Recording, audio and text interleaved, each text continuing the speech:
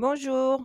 Alors aujourd'hui, je vais vous parler des principales erreurs que je peux trouver dans les thrillers. L'intrigue tardive, c'est lorsque pour susciter des questionnements chez le lecteur et installer un suspense dès les premières pages, l'auteur décide de ne pas dévoiler le crime ou la scène de crime. En soi, c'est vrai, il ne faut pas tout dire, mais il faut quand même donner un minimum d'informations pour que le lecteur puisse se projeter dans le roman. C'est par une vision suffisante du meurtre et grâce à la connaissance des faits que la tension narrative peut se mettre en place. Alors, qu'est-ce qu'une intrigue floue? Dans certains thrillers, on va trouver plusieurs scènes de crime, plusieurs axes d'enquête, ce qui renforce, bien sûr, la montée en tension. Mais ça peut également la rendre floue. Lorsque les pistes se chevauchent ou s'imbriquent sans lien qui permettent la compréhension entre elles, alors le lecteur risque de décrocher parce qu'il ne comprend pas pourquoi l'enquête prend une nouvelle orientation. L'autre erreur, c'est par rapport aux personnages, quand ils sont introduits sans fonction claire. Le nombre de personnages en soi, c'est pas le problème. L'erreur, elle intervient quand on ne comprend pas leur rôle au sein du roman. Le médecin légiste, il est facilement identifiable.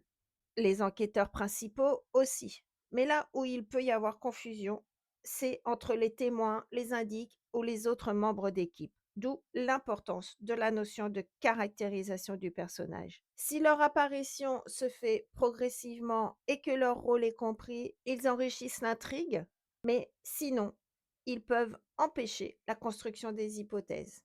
Un thriller a besoin que le suspense et la tension soient constantes. Pour ça, il a besoin d'indices et de révélations qui ouvrent des pistes et qui permettent au lecteur de faire des suppositions. Mais attention, cette gestion de l'attention du lecteur dépend de la gestion des révélations, car trop de pistes non résolues peuvent empêcher une progression fluide de l'enquête, d'où la notion de révélation d'indices en cascade.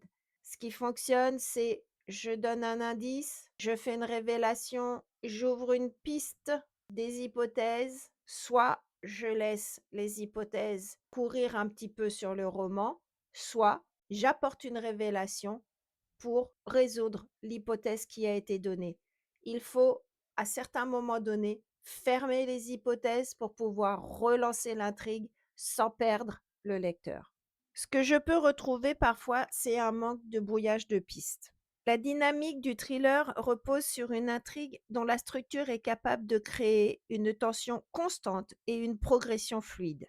Le brouillage des pistes peut permettre l'implication du lecteur. Par exemple, tout à l'heure, je vous parlais des personnages sans fonction évidente. Eh bien là, si un personnage apparaît soudainement au cours de l'enquête, il peut inciter le lecteur à formuler des hypothèses. Ou encore, par rapport à la gestion des indices et des révélations, un indice qui surprend le lecteur dans son questionnement peut également l'inciter à donner une autre orientation à son raisonnement. Mais attention, pour que le lecteur ne soit pas perdu, il est important que ce brouillage de pistes voie une issue.